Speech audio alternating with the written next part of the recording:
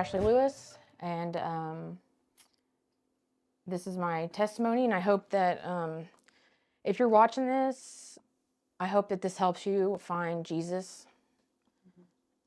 because he can help anybody.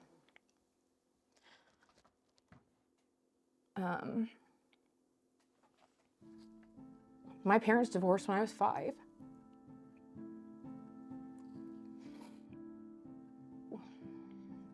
And when my parents split up, one of the first places that we stayed was with a family member. And I was sexually assaulted by a family member, and nobody ever knew. I didn't even know that it was anything wrong until I got older and realized that, you know, this isn't right. Like, that was wrong, you know. And so we didn't stay there for very long. And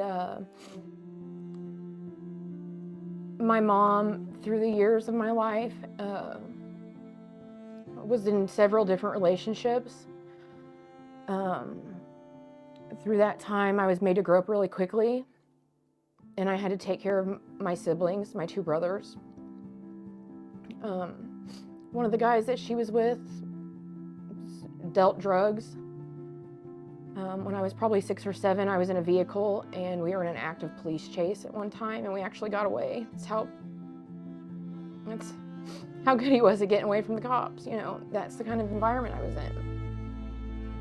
I can remember seeing drugs getting cut, dealt, done when I was little, but I just thought that was normal, you know. I thought sex, drugs, fighting, beating was all normal.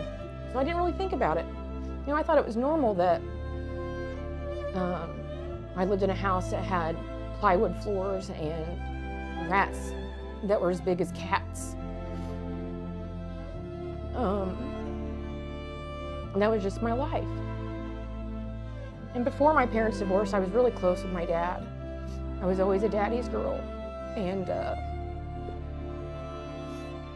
he got remarried and they had a baby, and he was kind of gone my whole life, you know. Never there for any birthdays or anything. Never tells me he loves me, still to this day. I can't remember the last time he hugged me, still to this day. But going from being a daddy's girl to having my whole life ripped apart, and he just started a new family. You know, and he was an alcoholic, but, you know, my dad, he wasn't ever mean to me. He's never hit me. He's never called me any names or anything, but he just became absent in my life. And so the only men that I had in my life were drug addicts. My mom ended up leaving that guy and ended up marrying somebody else that was an alcoholic and was very abusive. He had a son. And when he would get drunk, he would beat him so bad that there were sometimes I thought he was going to kill him. And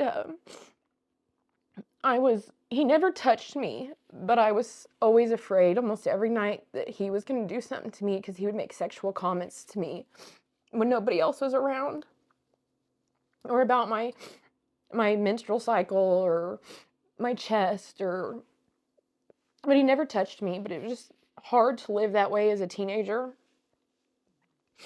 And you know, through all of this, I know that my mother did the best that she could, and she turned to men. She thought that the men would fix it. You know, men that make money are going to fix your life. Money fixes everything. Having a lot of money, having nice things fixes things. And these men have that. I mean, we weren't rich, but we had places to live at that point. And so she just turned to that, because we did come from really bad. But she gained a lot of attention, you know, in bad ways, you know, with her body and things like that, because she was never a part of a church or followed Jesus or anything like that. And so she just asked for it in the wrong ways. And so she got married, gained a stepbrother, and we had actually kind of liked each other before our parents met and got married. And so that was kind of awkward and difficult, to live with somebody that you had a crush on. I mean, we'd never actually really done anything. I think we kissed a couple times, I was like 10 to 12 years old. So the abuse from his dad continued, and verbal abuse. I mean, the things that he would say when he would get drunk, the things that he would do. There was one time that I watched him pick up a crock pot full of vegetable soup when my friends were over, and he threw it across the kitchen. And I can remember thinking, like, my friends probably think that I'm crazy. Like, I just want a normal life like the rest of my friends have. With the mom and the dad and the nice things and, the family pictures and all of that. So, on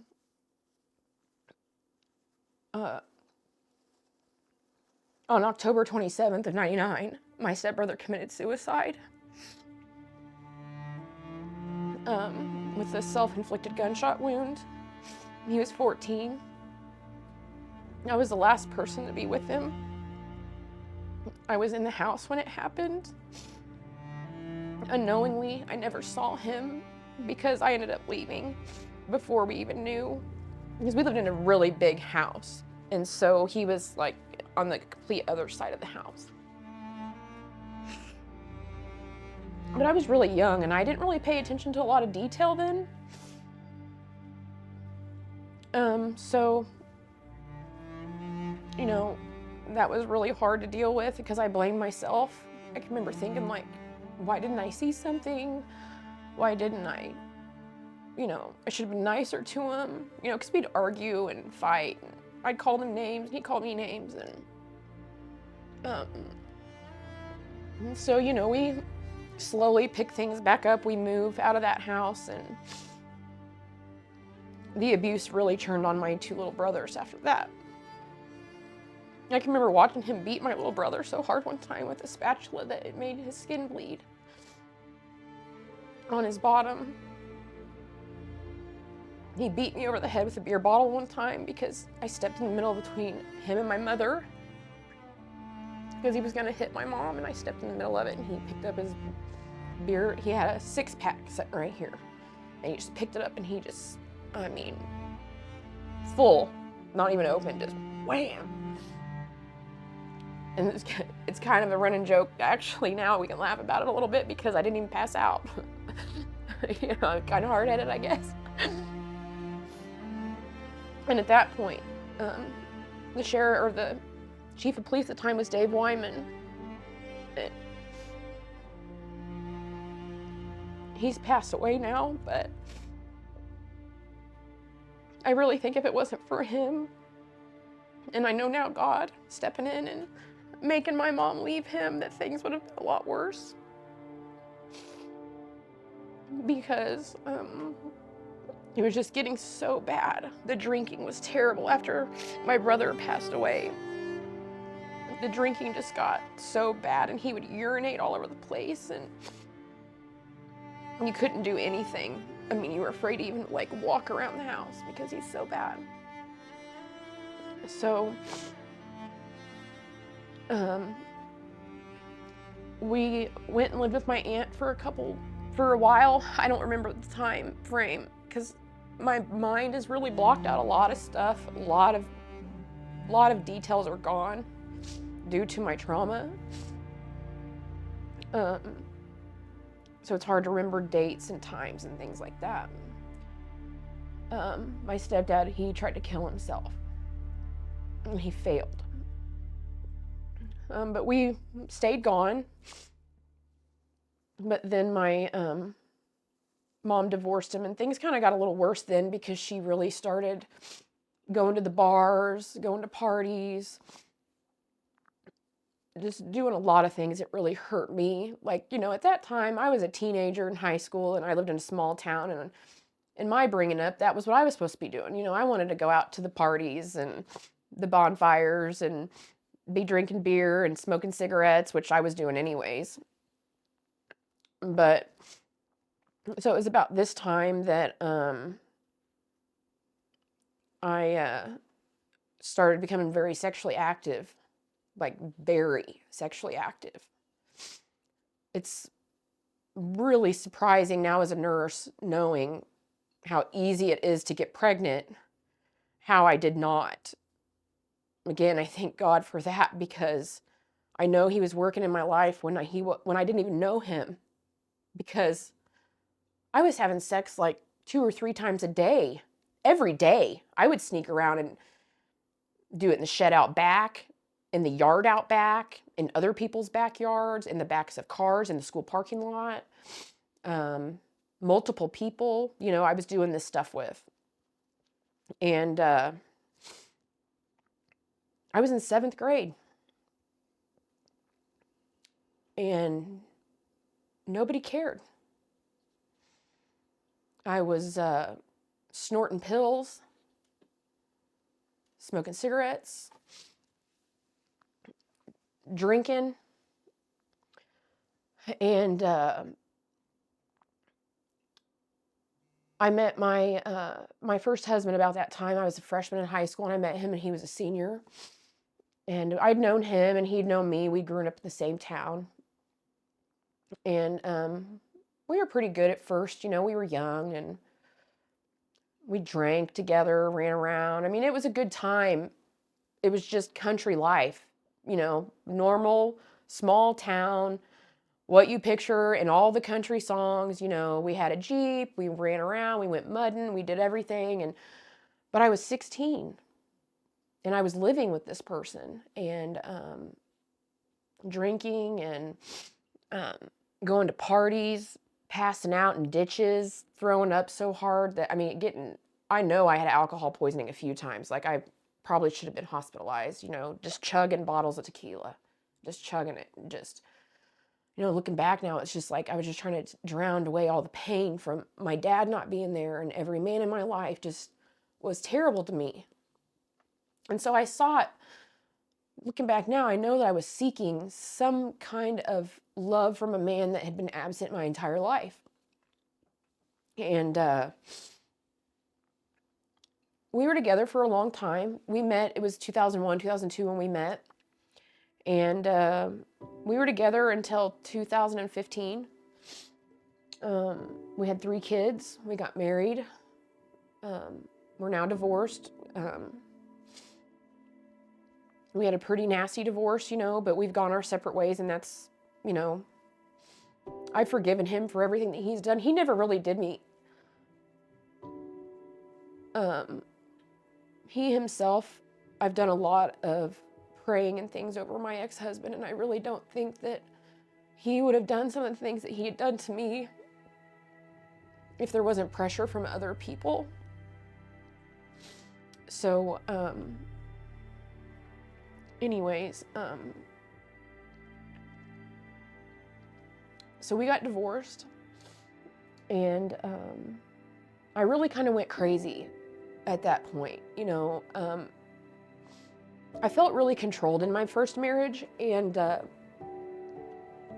felt like I didn't have any freedom, like this is what was expected of me. And I mean, he never really said that. It was probably mostly my fault, kind of, you know, like I just felt like there was an expectation of like, this is what the perfect marriage is supposed to be like. And when I was released from the divorce, I just went crazy.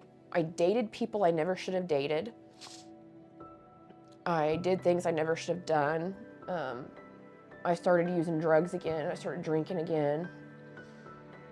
And at that time, you know, I was a single mom of 3 kids, and I was accused of abusing my children. I'm not going to say I was perfect. I was never shown perfect. I don't think any parents are perfect, but, you know, my mom overstepped the line a couple times, you know, with discipline, and I don't blame her for that. I don't want anybody to think that I blame her for any of this. I don't. It's just she did the best she could, and I wasn't shown the right way, so I didn't know what to do. And so when I divorced my first husband, I was probably a little harsh on my kids, a little short-tempered. Verbally, honestly, I was very inappropriate at some times. And I would call them names, and I would cuss, and I would scream. And I can remember sitting there sometimes and being like, I just don't even feel like, I don't even feel like a person. Like, I feel like I can't even control myself. Like, this anger just comes over me, and it just takes over, and it just overwhelms me, and sometimes I would just rather die than be here anymore, because I couldn't pay my bills.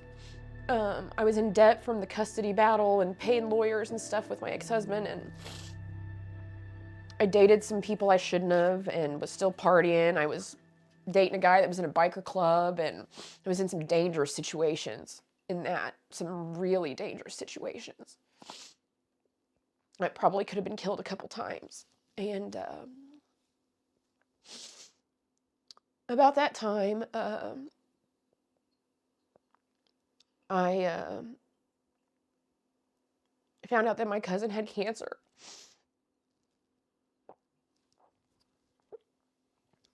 Sorry. And she was like a big sister to me my whole life.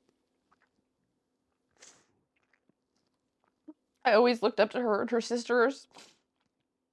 Their parents were always married, and it was just like, I always wished that I could have been their real sister, like that was my home. But anyways, and she found out that she had cancer, and it was stage 4.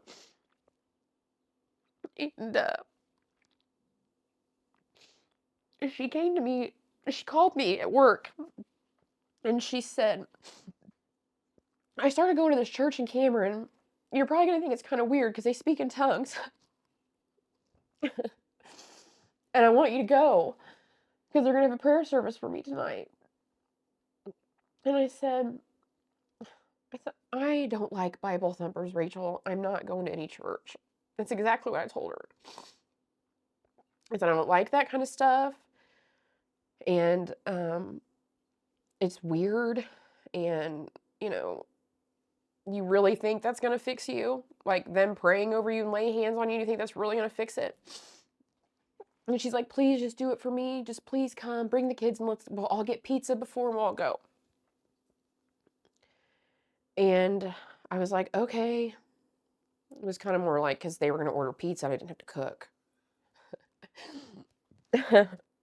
And so I went and got dressed up, got the kids dressed up, and in the back of my mind, I'm like, oh, I got to go in this church and my kids are going to be wild. And, and I'm thinking in my mind, in a church, you got to sit in the pew and you got to be calm and everybody's got to be prim and proper. And boy, was I in for a surprise.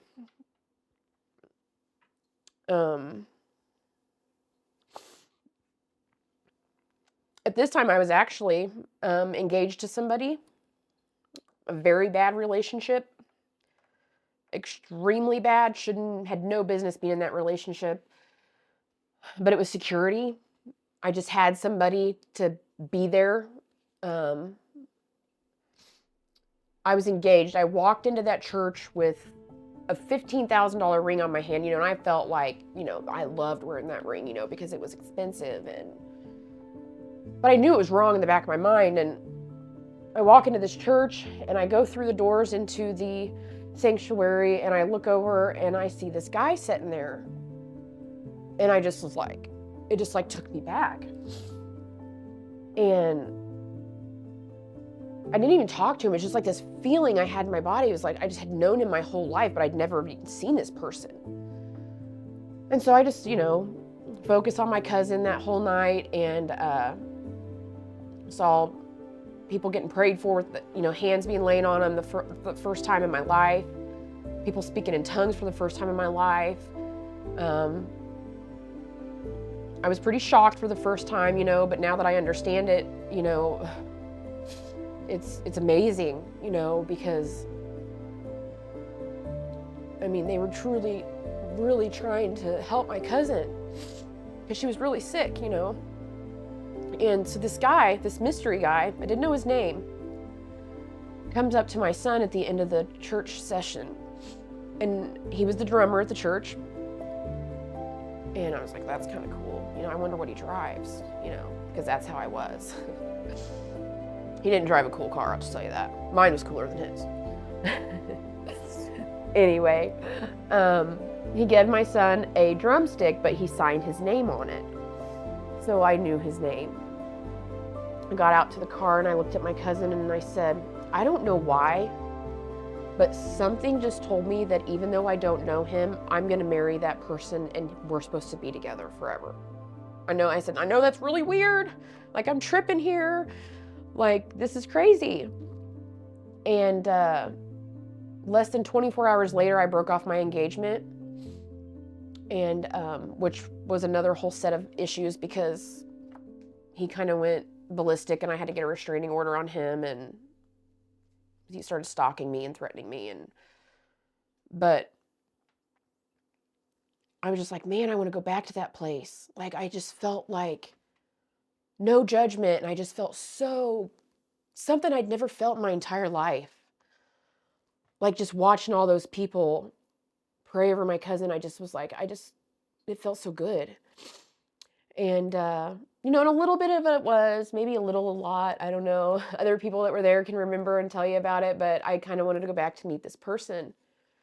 And so I went back. That was a Wednesday night. We had services on Wednesday nights that night, and I went back Sunday, and I accepted Jesus into my life that day. It was April 19th, 2018. It'll be 6 years coming up here soon. And I'll never forget that first feeling of feeling the Holy Spirit through my body. It was like you were floating on air, but yet you were in the ocean swimming at the same time. And like this warm hug, just like when you surrender, it just was like I had found what I had been missing my entire life. And there was like a whole new meaning to life. Like, things just got so much better after that because, like, I had a father my entire life, but nobody cared enough to show me where he was.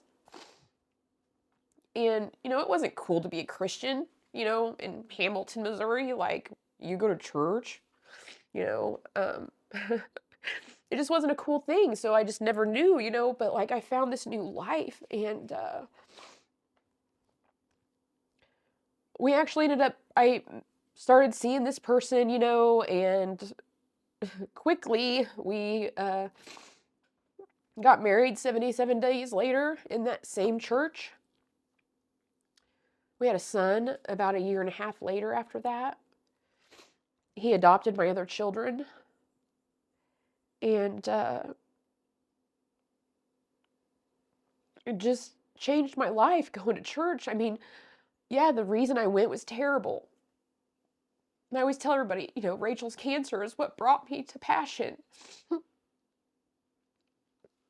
But I'm okay with that because I know, and I'm thankful that she found it because I know that she's in heaven now. And I know she was okay with the way things were going and where she went and how it happened. But,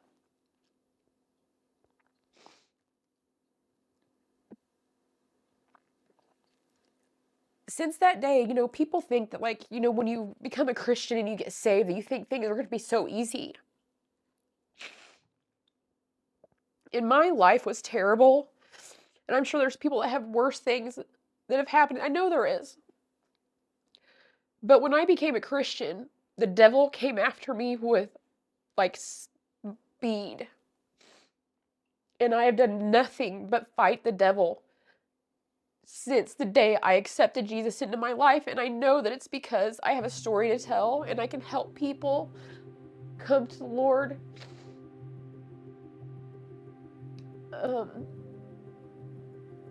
And so, you know, if you're watching this and you have any doubts, just know that it is the best and most rewarding thing you could ever do to accept Jesus into your life. It's not fake, it's not phony. I've seen people healed. My own daughter. I watched my own daughter get healed from a broken bone in her knee. Literally came in on crutches. I seen the x-rays. She walked out that day with no crutches, and she finished her wrestling season last year. Like, legitimately, like, I saw the x-ray. My son's heart condition was healed this year. He started having seizures and passing out with chest pain at 10 years old, and children at our church prayed over him at our kids' crusade, and we took him to the cardiologist, and he's like, man, there's nothing wrong with your kid. But we'd already had another doctor look at him, and he said his top and his bottom heart hasn't been the same, has never been the same. It's not beating right. And then we get prayed over, and then we go to this cardiologist at Children's Mercy, the best of the best, and he's like, man, there's nothing there. And it's because Jesus is there. He's always there. He's always been there. He's there with you now. If you're watching this, he's there with you now, just wanting you to just come to him. Come to him every day. And he can hear you. He sees your tears. Even if you can't speak, he can hear you. And it was the best thing I ever did. And I think, you know, if you're watching this and you don't know what to do, you know, just find a church, find a home, get a Bible and just start reading it. Listen to some worship music. Worship music is like one of my favorite things. Like, if you're having a bad day, you've got some. If you need some music to dance to, they've got some. They've got rap, they've got rock, everything. But just turn to the Lord. He'll show you the way, the best way, and the only way.